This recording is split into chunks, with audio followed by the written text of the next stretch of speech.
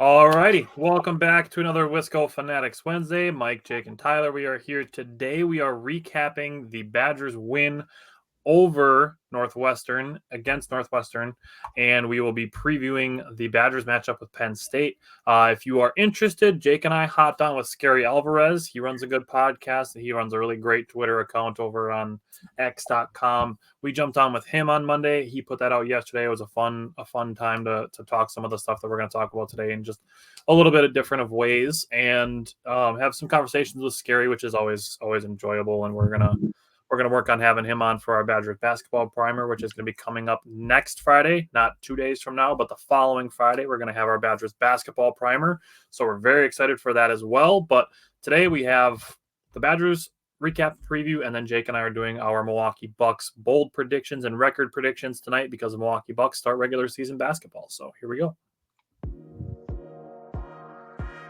Welcome to another live episode of the Wisco Fanatics Show, where we discuss the Packers, Bucks, Brewers, Badgers football, and basketball from an optimistic perspective. Wisco Fanatics is brought to you by Cardboard Legacy, Wisconsin's most complete sports card shop. Buy, sell, grade, and consign all at their location in Oshkosh.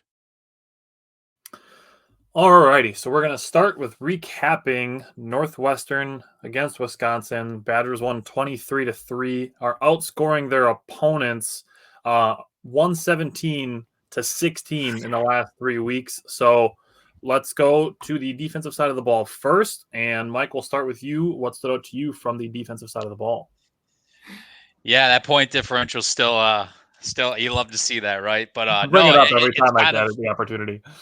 Yeah, and no, I don't think any quarterbacks want to throw to the secondary, at least not in the 3 weeks, right? I mean, Jack Lausch was held. Northwestern quarterback was held to 9 of 24 for 82 yards, for a 23.0 QBR.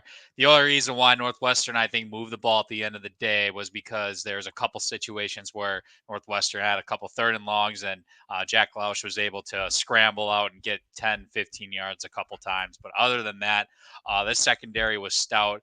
We don't even hear Rico's name anymore, all for good reason, right? Nobody wants to throw him the ball. Yep.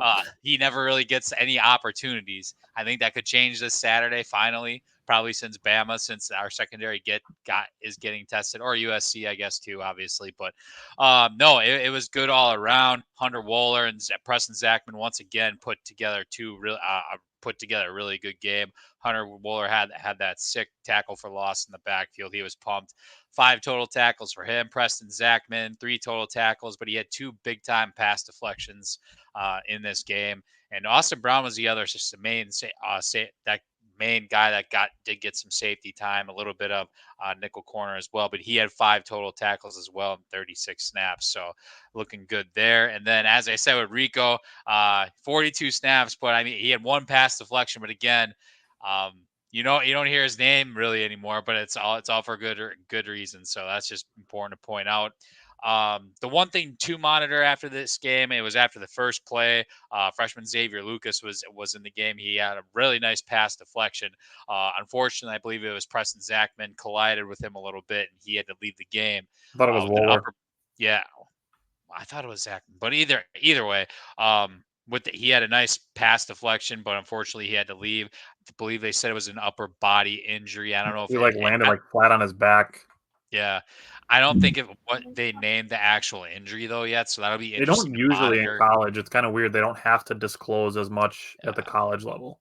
So we might not even find out until Friday or even Saturday, an hour before 4 o'clock at night, or 4 or 5 o'clock at night being a night game. So definitely something important to monitor. I think we're definitely going to need him in this game, and it's not this week, the rest of the season for sure. And then Nizier Forkreen did step in, though. He played all 56 snaps and did have 3 total tackles. So another good week for the secondary, making quarterbacks look stupid, I guess, for the 3rd week in a row. So very, very good week all around. Yeah, I was actually pretty impressed with Nizier Forkreen. I thought he had a really good game. For me, going from the secondary to the linebackers, it was a limited amount of snaps, but Christian Allegro again stood out. He had 1 coverage snap. I thought he played really well. Daryl Peterson, he had a bat down on a 2nd and 15 play. after the Badgers had the blocked field goal, or the field goal blocked. So Daryl Peterson was helping out. John Pius forced a fumble late in the first half. So looking at it, after Wisconsin got stopped on fourth down inside the 10, Jake Chaney sniffed out a screen, -3 yards. They stopped a tight end crosser for 3 yards, and then Christian Allegro got a big hit on the quarterback. So right after a fourth down stop in the red zone, the Badgers linebackers immediately responded with several good plays. Looking at the defensive side of the ball, or the pressure side of the ball, Badgers had 13 pressures, 4 by John Pius, 3 by Sebastian Cheeks. Both of those guys transfers. So shout out to the transfers for coming up. Jaheim Thomas is also a transfer, but Thomas and Peterson each had 1. So 9 of the 13 pressures that the Badgers had came from the linebackers. Yep. John Pius also had the strip sack and then Sebastian Cheeks was in on the safety. So more good pass rush by the linebackers is really encouraging thing to see. Something that we've been talking about a lot over the last few weeks is wanting to see more out of the pass rush.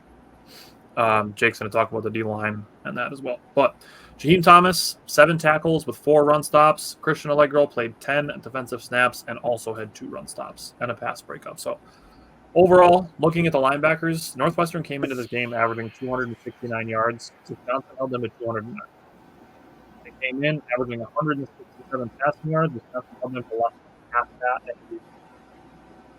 So I have no complaints about the linebackers. So Jake, what do you want? Yeah, so the D-line here. So they had one of the 3 sacks. The Badgers had 3 sacks. Kurt Neal got the 1 sack for the Badgers D-line. 0 hits overall for the team, so no hits from the D-line as well. And they had one of the 10 hurries. It was from Cade McDonald. Held Northwestern, who was really trying to run the ball. They had 31 rushing attempts. Held them to 4.1 yards per carry. So that's pretty good when you don't really have to worry about anything else, right? And on top of the rushing yards, which is 127 total rushing yards that we gave up, some of that came from the quarterback, which Mike alluded to earlier. So just wanted to point that out. I wanted to look up how many total he had. He had 55 of the 127. So really, when you think about it, the rush defense was great. The D-line did their job. They're doing a really, really nice job of stringing along runs. I've been talking about it for a few weeks, but playing gap responsibility, just putting a hat on a hat and allowing the linebackers to make plays. And, man, Allegro almost got into a little scuffle after that big hit he had on the quarterback. But it was like, you become an athlete when you try to run, dude. That's just what it is, man. I felt the same way about Stroud when he got hit late. You want to get hit, take a yard off your run and go out of bounds. Yeah.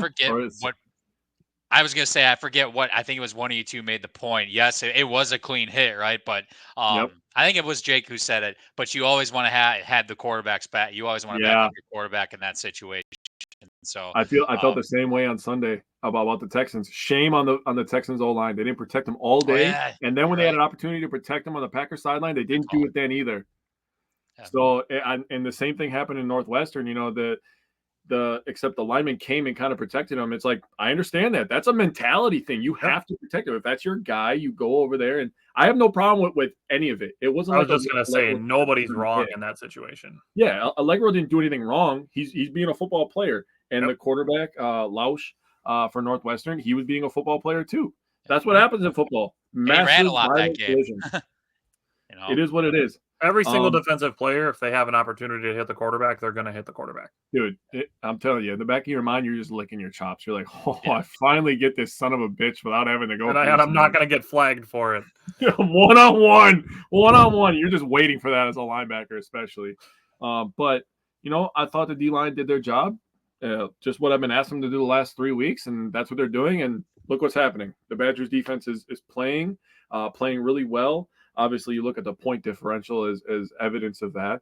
We're going to keep talking about it, by the way, because it's impressive and it deserves to be talked about as much as possible, how good they've been playing. So the defense as a unit overall, in my opinion, is playing outstanding.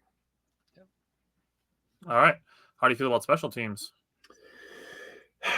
Well, we blocked a field goal, which was awesome. That was fun. That was a lot of fun. That was cool. And then we got one blocked. That was not cool, not fun. It is what it is. That one, doesn't go on Vakos, in my opinion. I feel like, somebody just let up on blocking. It is what it is. But 0 for 1 on field goals for him, 3 for 3 on extra points. As long as he keeps making the extra points and the offense gives him lots of opportunities to kick extra points, can't really be upset at him, right? Bertram's, again, we keep talking about it. This guy actually might be the MVP for this team. We are lucky in this state of Wisconsin to have two punters who are absolute weapons. Yeah. I mean, when they go out on the field on Saturdays and Sundays, you're getting a big-time kick. They're going to help you play the field position game when you need to, when you're in a defensive struggle type of game. 5 for 223, 44.6 average, 57 long, and 2 inside the 20. I mean, you can't ask for any more. He's been very consistent the entire year, so good job by him.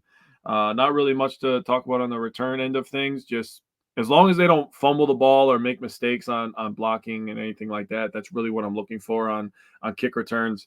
Yeah, I mean, special teams, other than getting the field goal blocked, which you can kind of cancel it out because we blocked one ourselves, I'm good.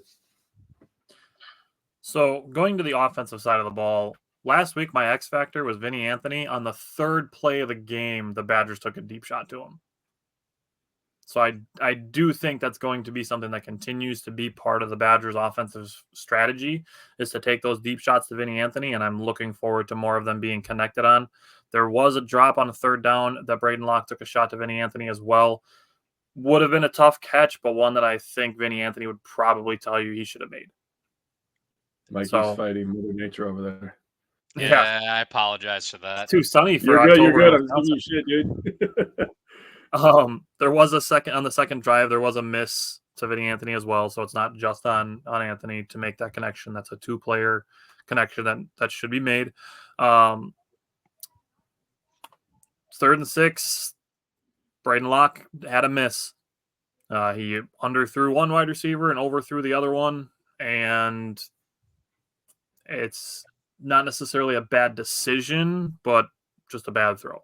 Just a miss entirely on two guys that were both potentially open. The third drive was the one where there was a snap thrown at his feet and that kind of bounced around. Good presence of mind by Braden Locke to be able to get rid of that ball, save the Badgers probably 10, 12 yards. So I did want to give him credit for that. On the 5th drive that the Badgers had, Braden Locke had 2 really nice passes to CJ Williams, almost hit an insane touchdown to him from the 23-yard line. Ended up not counting, but that would have been crazy. So looking at it, Braden Locke on the week, 14 for 24, really just enough to keep Northwestern's defense honest. That's how I viewed it. That's what I was calling for last week. Just be able to do enough in the pass game to keep their run defense honest and not be able to put 7, 8 guys in the box like Braylon Allen used to not like in the Chris days. But Badgers had 359 total yards, 199 rush, 160 in the passing game. So pretty complimentary football, I'll say. So, Mike, how did you feel about the running game? It was definitely active in this one. I mean, we had a third straight, I think, a really, really good game from Tawi Walker. It was definitely more hard-earned, I guess you could say it in this game in comparison to the last 2 weeks. But he had 23 carries for 126 yards, and he had a one long run of 24, averaged 5.5 yards. So he was definitely grinding in this game, but it was still pretty complimentary. You do have Darian Dupree as well, who had 11 carries, 40 yards. And, one of the big reasons why Darian's here in the first place was for the one catch that he had, it was a 26-yard swing pass where it's just one of those scenarios where when he's out in space, he's going to be very dangerous. And I love that play call too, at the time, because I know last year we did try to run that a few times and it didn't necessarily transpire as well. I think that play specifically was a perfect example of what we're going to be seeing a lot of in the future. Even going into next season when you have a combination of Dylan Jones and Darian Dupree running the show, I think it's going to be a lot of that thunder lightning punch for sure. So we got to see flashes of that, which was awesome. I am still going to keep calling for more snaps for Cade Yakimelli. He did have the nice little goal line touchdown for us. Great play call by Phil Longo. Absolutely. I do remember that play from last season. It was at Washington State when Ches got the ball. It was the same exact play. It was a 2-point conversion. I believe it was, but no, that was outstanding play call. I think there was a guard that was pulling the opposite way, and Tucker Ashcraft also was pulling the opposite way. Everyone was following them. Cade was going the other way, got the pitch, beat the edge guy, and also one of the linebackers too. So, great play call. Still going to call for more snaps for Cade as we head into the Penn State weekend. I love that play call because it was basically just saying, like, Cade, you have 2 guys to beat. Just be faster. Yep. And I guess one more point. I mean, Tommy Walker is showing that he is a legitimate, RB1, in the Big Ten. I mean, he's probably going to be top, maybe even top half rushing leaders when all said and done at the end of the year, like in the country as a whole, especially if he's averaging, 120 to 130 yards per game the rest of the year, right? So he did mention, the reason why he left Oklahoma and coming to Wisconsin is because there was going to be a bigger opportunity going into it. So, and he's definitely cashing on that right now. And the way it's looking, he's definitely going to get some looks, I think, at the next level. Yeah, that'd be interesting to see. Jake, so wrapping up the offense, how did you feel about the offensive line? Man, this unit might be the most improved unit on the team, in my opinion. Just from how people were looking at it, the standard that is set at Wisconsin is we are O-line U, we are RBU. We run the ball. We're corn-fed. We got big boys up front that like the roadblock, right? And they're still great in the run game. They only give up 2 hurries in the pass game, 0 hits, and 2 sacks. The 2 sacks were from Ashcraft and Huber.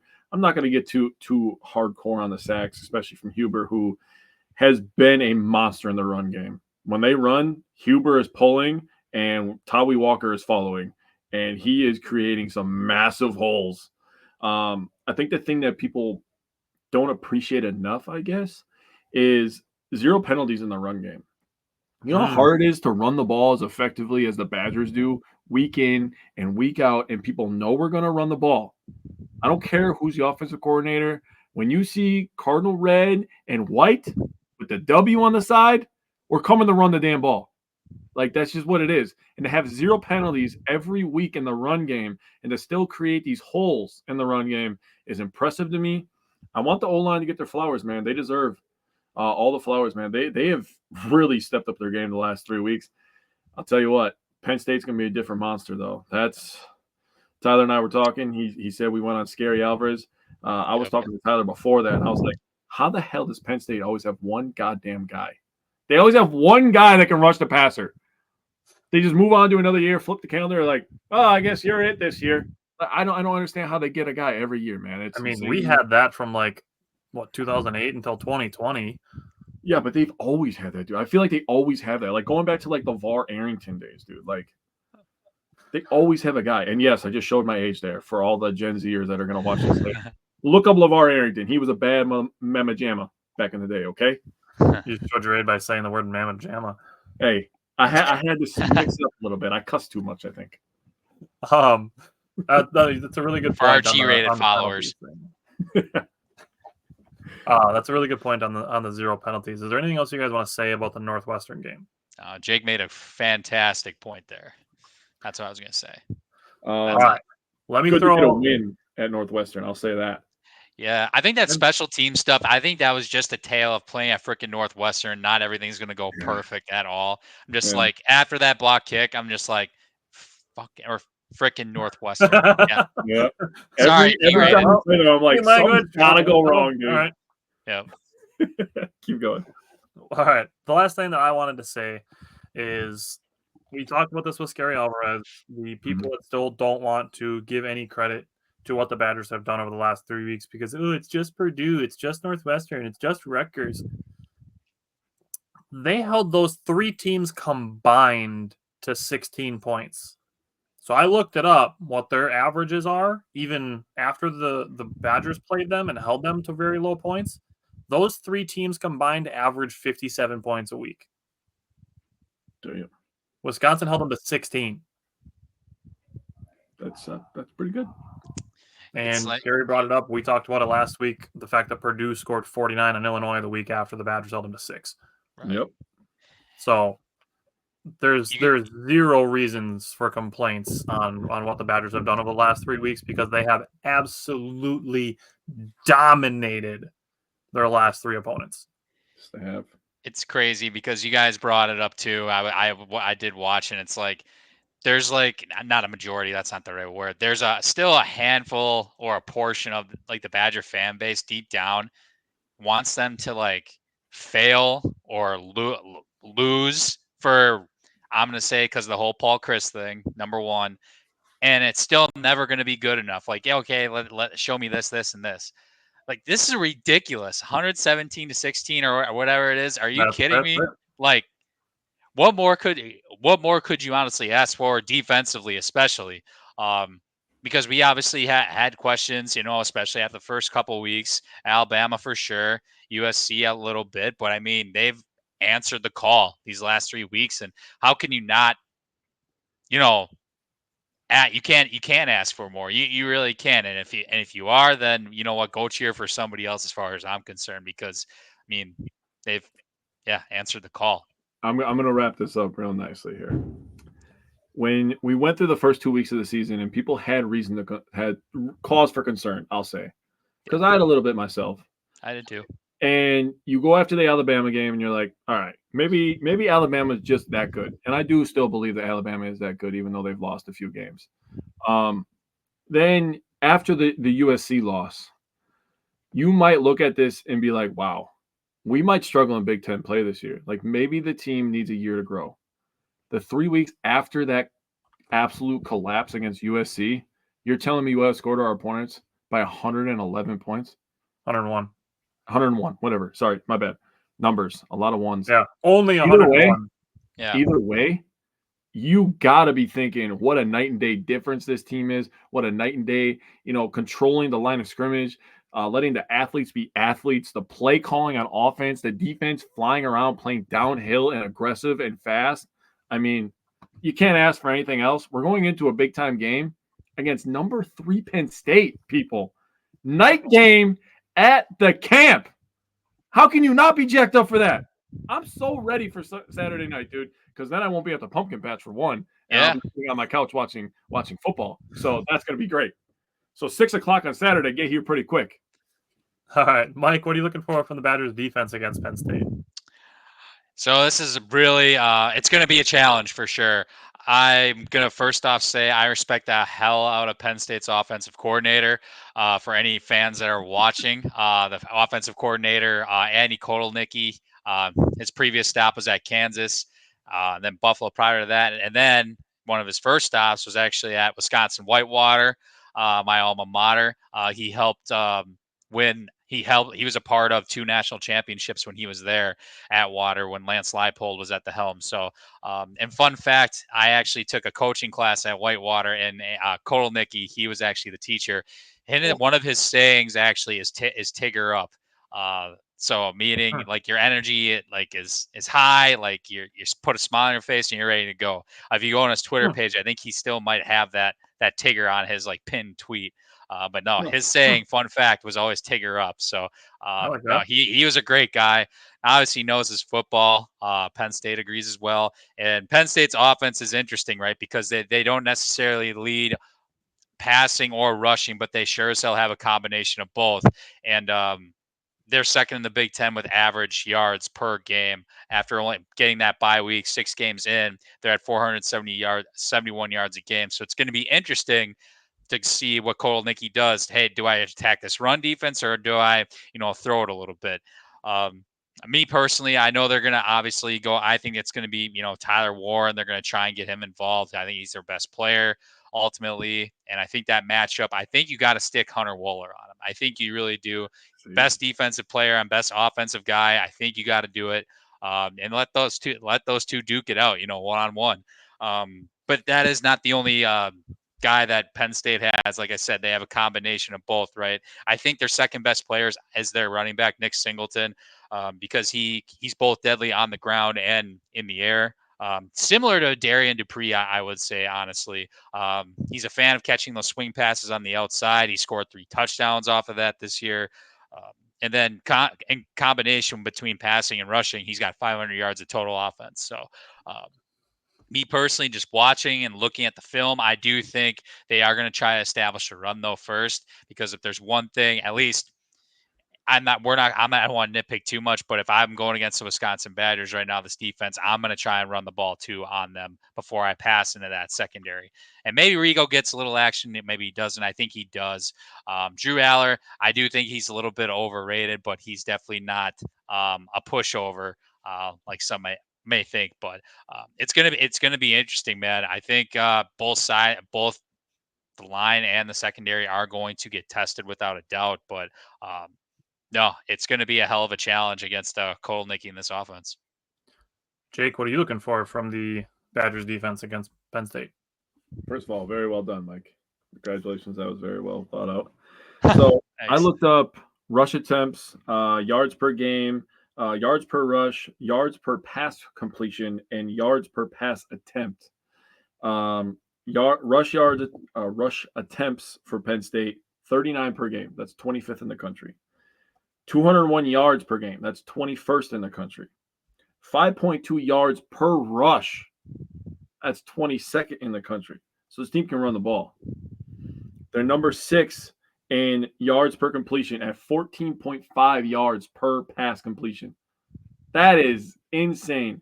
You're getting 15 yards a crack? Yeah. I mean, Tyler Warren is almost unguardable, dude. I compared him to Gronk a couple weeks ago because I was like, dude, this is the new age Gronk, dude. He's so big. He runs so fluid. He runs tough. He also has the quickness. Like, he is an absolute X Factor player. He is not my X Factor or key. I wanted to do something different because that would have been the low-hanging fruit. They are number 5 in yards per pass attempt at 10.3 yards per pass attempt. So they get 5.2 yards per rush, and on average, they average 10.3 yards per pass attempt.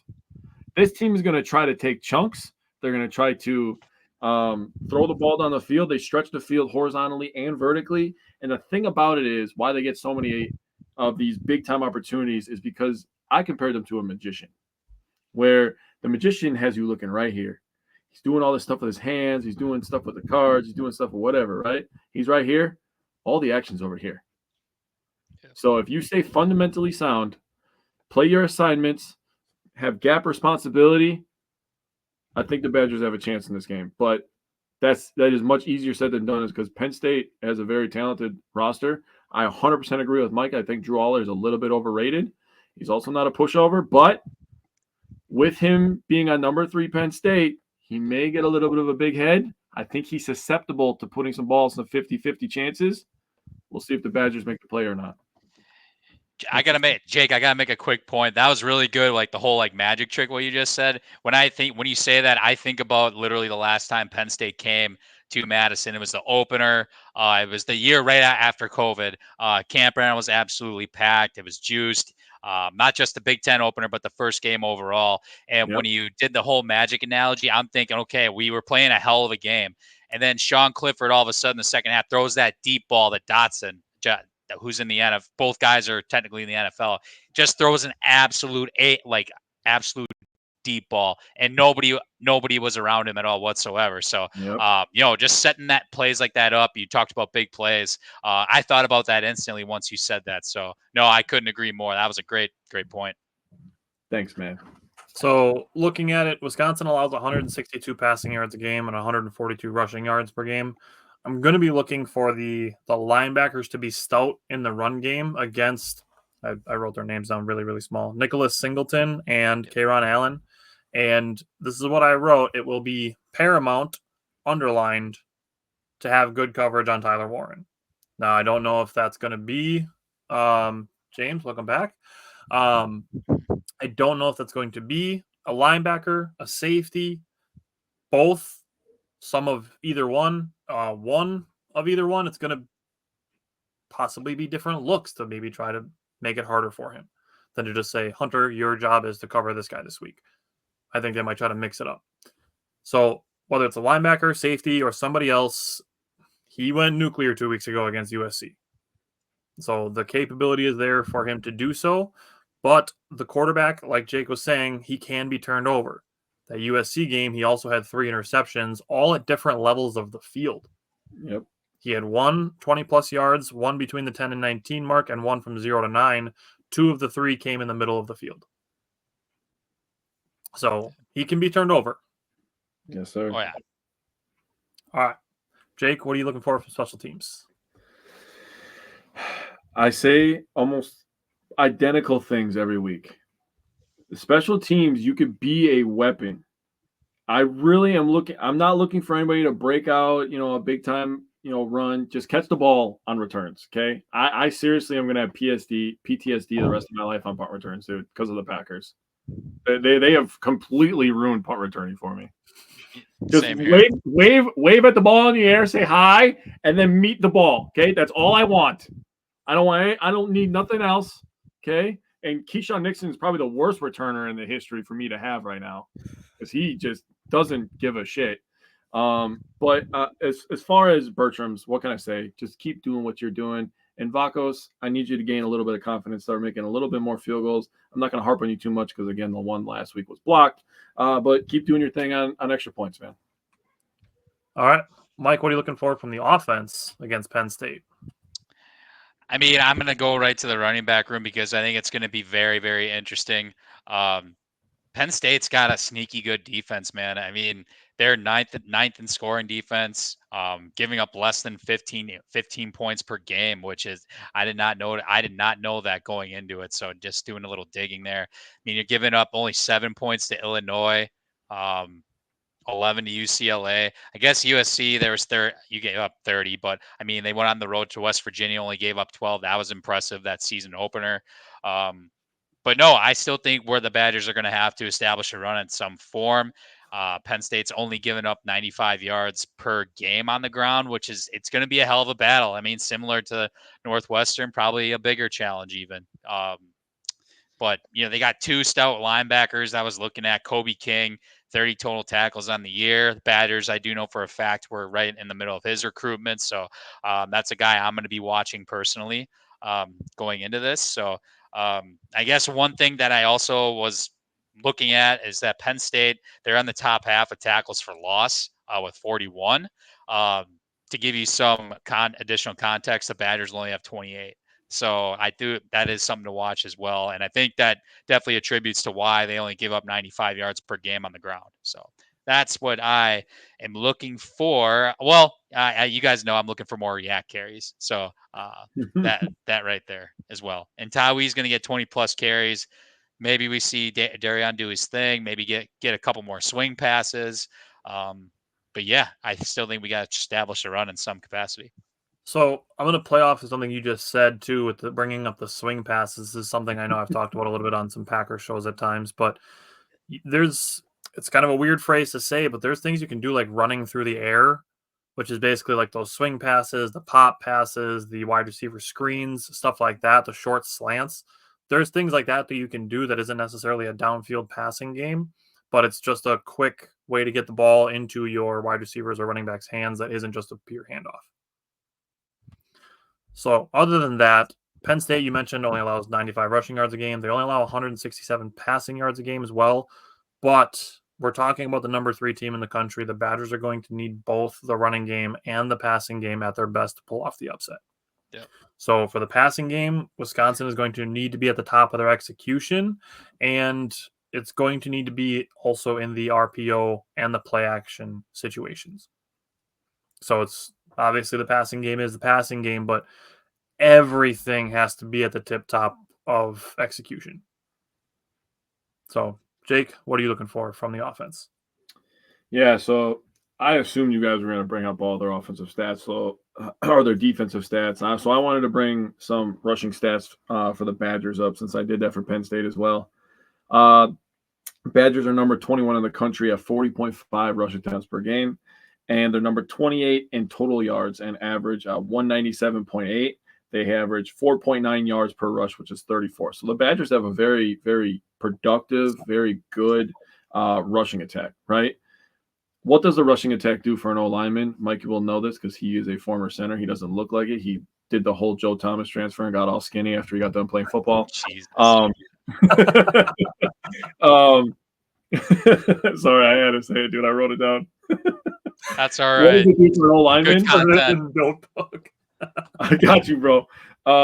What did he do? What does that do for an O-lineman? It gets them going forward, and it gets them with a physical mindset.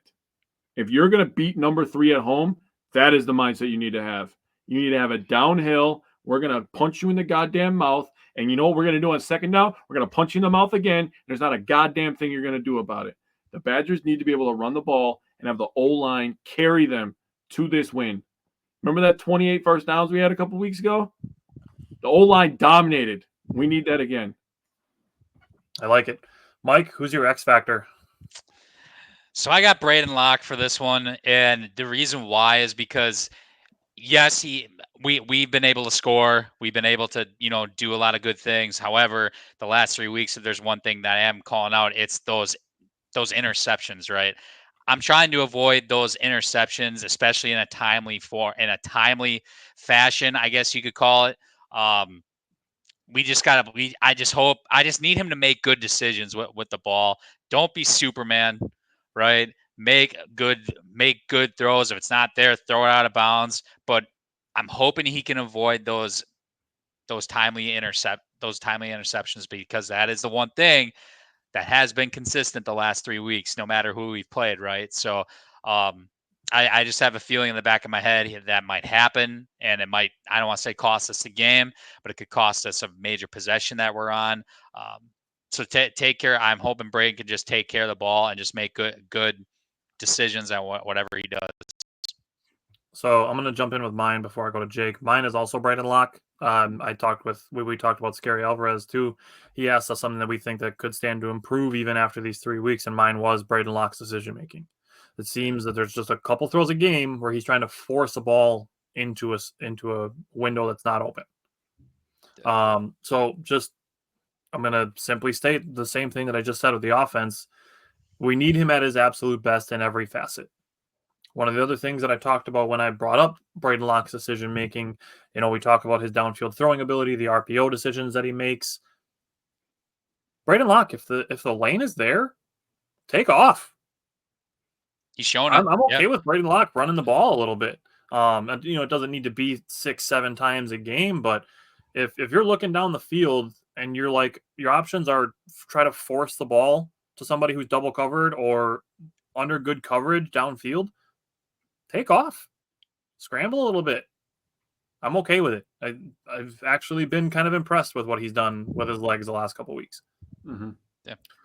And just an extension of that, the other two guys that I would throw out there is I'm going to throw again Vinny Anthony. If the Badgers can connect on one of those deep shots, that's going to help the running game, because then Penn State's going to have that in the back of their mind as, oh shit, that's something that they can do. Yeah. So that's just one of those things where, we talk about taking the top off the defense, making them have to play 2 steps farther back away from the line of scrimmage. And then the other one I'll throw out there is CJ Williams. He's been a third down trusted target for Braden Locke over these last few weeks as well. So if the Badgers are getting into some third down situations, CJ Williams is a guy that I trust. Obviously Will Pauling as well, but I didn't think that his name needed to be mentioned. But Jake, who is your X factor? Nice transition, by the way, because I have Longo and Tressel, but specifically on third down situations. Nice. Third down like that. We didn't even plan this, by the way. This was not pre-planned. That was just beautifully done, Tyler. Penn State on average converts 5.3 out of 11 third downs per game. That is 48.2%. That's very good. It's very efficient. Badgers aren't bad, though. Badgers convert 5.7 out of 13.3 third downs per game. That's a 42.9% clip. So the team that comes out and wins third downs, wins the line of scrimmage, is going to win this football game. I like that. Mike, what's your key? Start fast. If there's one common thing with these last 3 games and what we've seen the Badgers play their best ball, we've always started fast. We've always scored right away. I got start fast. I think that's going to be key, because then you get the crowd into it literally the whole entire game, which is obviously a big factor at night at Camp Randall, homecoming weekend, Halloween weekend. Shit, this is literally not. There's literally not a better time to pull off an upset. It's scary this weekend. Hours. Like it scary is, hours, baby. Yes, it's scary hours for sure. So we have to start fast. I feel like we saw last week we didn't necessarily have the greatest start, and it trickled to a 7-0 game until right before halftime, when the defense came up with that really good play on the goal line there. and got the ball back, and then we got a 14-0, but we still didn't start off fast. We still didn't play the greatest. So I think if we can start fast, make a big play, whether that's on defense to get an interception or a fumble recovery, or, obviously score on one of our first 2 possessions, I think that's going to go a long way. I like that. Jake, what's your key? All right, I have the 2 P's of football: physicality and poise. You have to come with a physical mindset. I view this as one of those games that's going to be like a modern, old school Big Ten game, and I know that's like a mouthful and almost hard to Modern, understand. old school. Perfect. It's going to be modern because of all the shifting and pre-snap motion and the misdirection, but it's going to be old school in the fact that it's going to be a slobber knocker, dude. There's going to be people just absolutely laying down the law.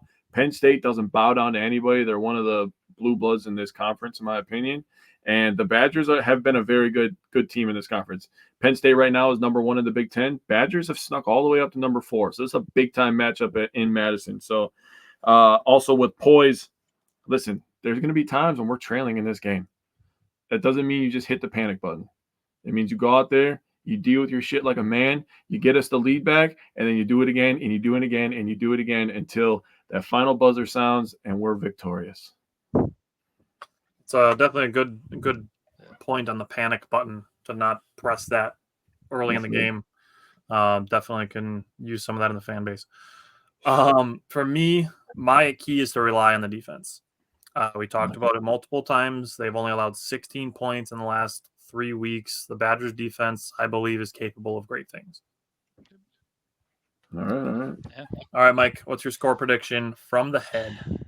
So going into this year, I said this on the primer. This game against Penn State is arguably the most important game on this schedule. Why do I say that? We have not beaten Penn State since 2011, since Russell Wilson. We need to get this game. Like we have to find a way.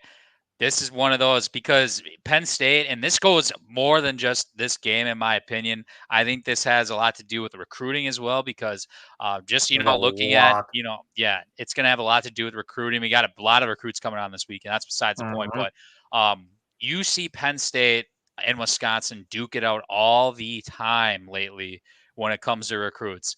We've seen it. We got recruits coming in from Pennsylvania, New Jersey. Wisconsin's got two guys from the 2024 class that went to Penn State, both from Catholic Memorial High School this year. So that's a fun fact in case the audience didn't know. But these 2 schools duke it out all the time with recruiting, and I think this game is actually going to maybe play a factor, going forward. Because again, we have not beaten Penn State since 2011. We need to get back to that. We need to get a big win, because that's getting closer to when we beat Ohio State last, which is a long time ago, right? That being said, from the head, I got 14-20 Penn State. All right. Jake, what do you have from the head? I have 10-9 Penn State. Wow. Dude, that's wild, dude. It's going to be a slobber knocker. I feel like there might be a little bit of sloppiness. Maybe some turnovers, maybe people not being able to live up to the pressure on both sides.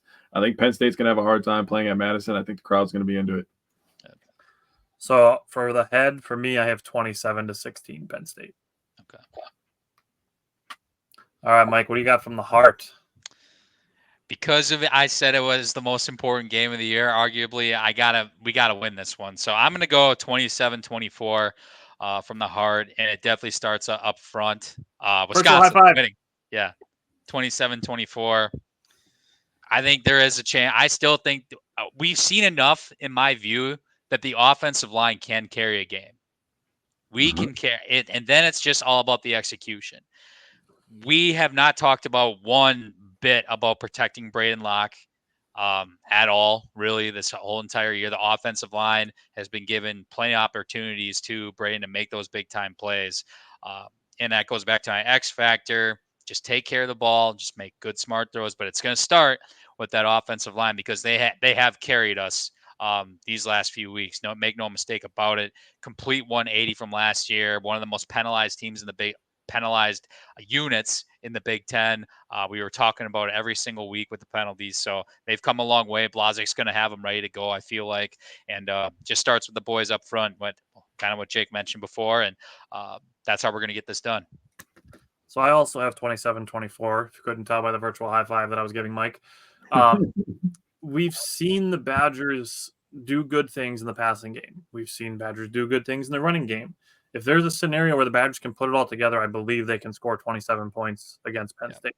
We're talking 3 touchdowns and 2 field goals. That's what I'm looking for. And just for the Badgers defense to keep enough of a lid on them for the Badgers to win by a field goal. I like it. I view this game as very low scoring. I have the Badgers winning 16-13. Oh, hell yeah. I can see that. Talk about getting your Saturday started going good, man. Imagine winning 16-13 versus Penn State. I'd be livid, bro. I'd be like, let's fucking go, dude. Yep. I like All it. righty. Well, Mike, thanks for hopping on with us again. Next Wednesday, we are going to have an Iowa Hawkeye podcaster joining the show to talk about the Badgers in Iowa, so that'll be interesting.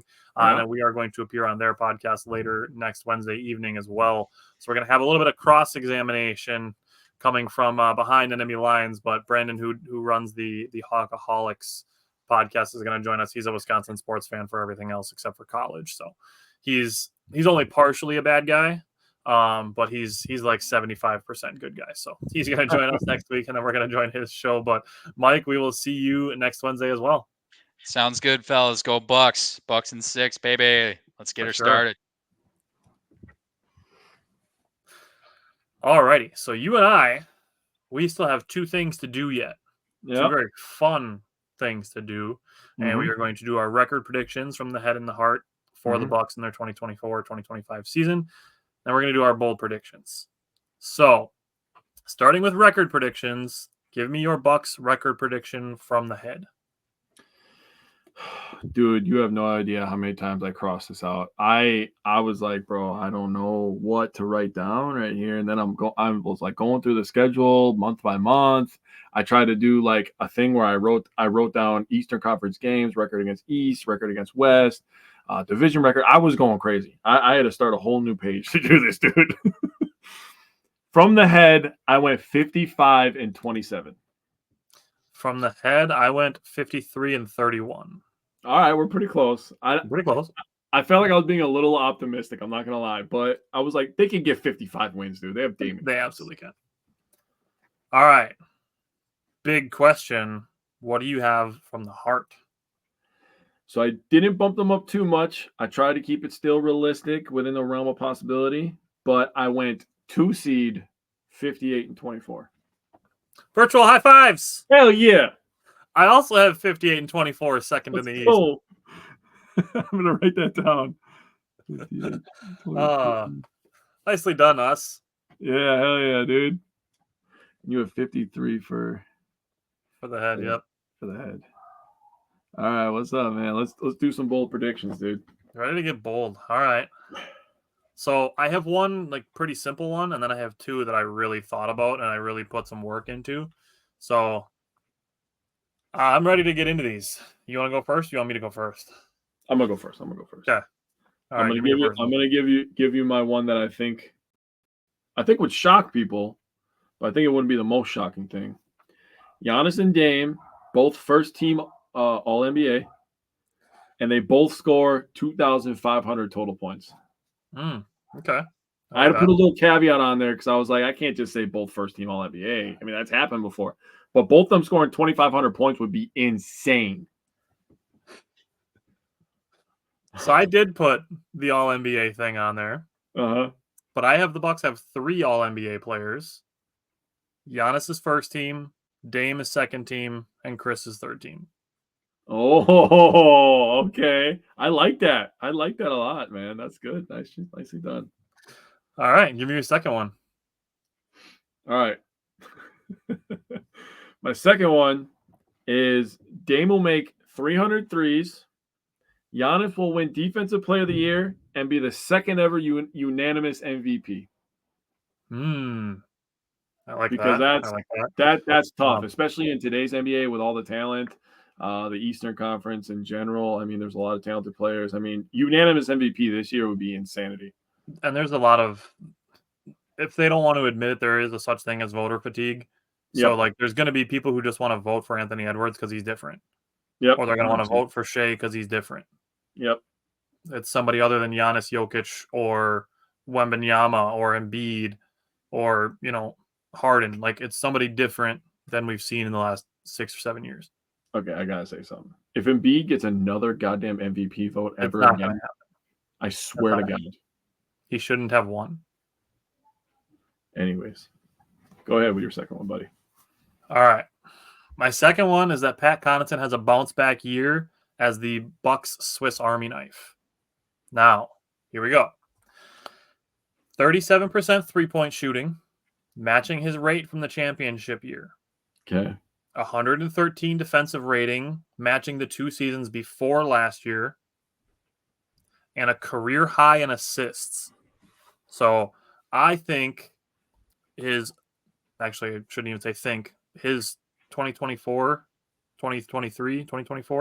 season was his highest career assist year at 2.1. So I think that's where the Swiss Army knife part comes in. I think he's going to average more than that this year. I think he's going to be a little bit of a kind of a distributor, but just kind of a Swiss Army knife. Okay. I like it, dude. You know me and you. We Pat Connaughton boys, so I'm with it.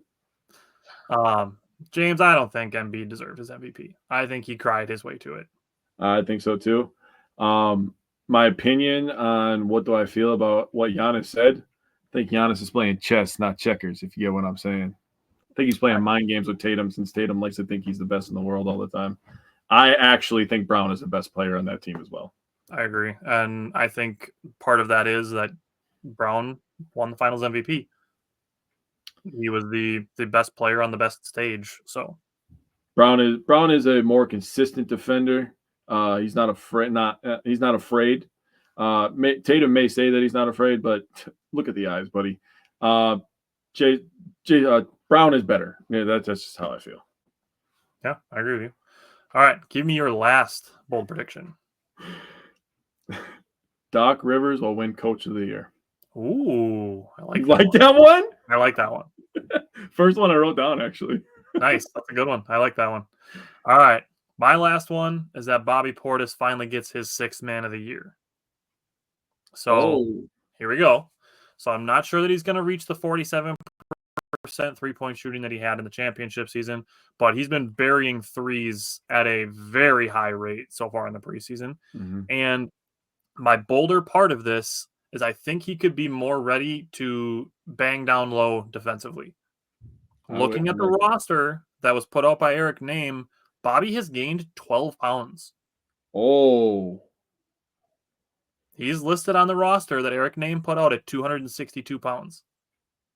Oh, he's trying to be a little bit more defensive. Okay, I see you. Bobby put on some beef. Bobby put on beef. I like that.